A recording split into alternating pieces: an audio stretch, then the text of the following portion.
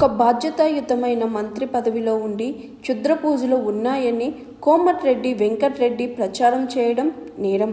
నమ్మించే పని కూడా చేసిన వెంకటరెడ్డి నేరస్తుడే.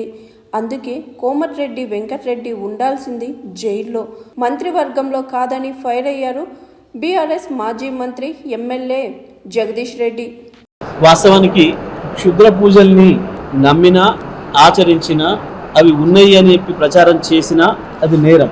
ఒక మంత్రి స్థాయిలో ఉండి క్షుద్ర పూజలు ఉన్నాయని చెప్పి చెప్పడం, ప్రజల్ని నమ్మించే పని చేసిన కోమటిరెడ్డి వెంకటరెడ్డి కూడా నేరస్తుడే. ఆయన పైన చట్టరీత్యా చర్యలు తీసుకోవాలి. ఆయన మంత్రివర్గంలో ఉండే అర్హత కూడా లేదు. ఇటువంటి క్షుద్ర పూజల్ని నమ్మేవాళ్ళు, ప్రచారం చేసేవాళ్ళు, ప్రజల్లో అపోహలు కల్పించే వాళ్లకు తప్పకుండా వీళ్ళు ఉండాల్సింది జైల్లో తప్ప మంత్రివర్గంలో కాదు. ఆయన ఉండాల్సింది జైల్లో తప్ప మంత్రివర్గంలో కాదు. మీ ఇంట్లో కూడా ఆచరించడానికి లేదు క్షుద్ర పూజల్ని, ఎవరింట్లో వాళ్ళు కూడా ఆచరించడానికి వీలు లేదు. అవి లేని మహిమలు ఉన్నాయి అని చెప్పి ప్రచారం చేసే హక్కు ఎవరికి కూడా లేదు. అది సమాజంలో ఒక చెడు పొగడల్ని తీసుకొచ్చే సాంప్రదాయం. గతంలో మనం చూసినాం, మనం నెల 2 నెలలకు ఒక వార్తను వినేది గతంలో, ఈ క్షుద్ర పూజలు చేసిరన్న వాళ్ళను ఊరంతా కలిసి చంపేసిరని రకరకాలుగా. మరి కోమటిరెడ్డి వెంకటరెడ్డి కూడా ఇవాళ అటువంటి జరిగినాయి అని తెలిస్తే మంత్రిగా అదేందో బయట పెట్టడం నీ బాధ్యత. లేదు అవి ఉన్నాయి, దానివల్లనే అక్కడ ఏదో జరిగింది అని కనుక నువ్వు చెప్పింది ఏదైతే ఉందో ఇది పూర్తిగా శిక్షార్హమైన నేరము.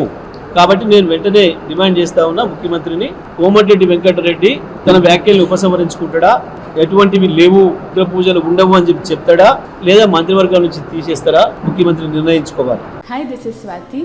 లైక్ చేయండి, షేర్ చేయండి, కమెంట్ చేయండి అండ్ సబ్స్క్రైబ్ చేయండి GR TV. Hi, this is Monica. Please like, share and subscribe GR TV.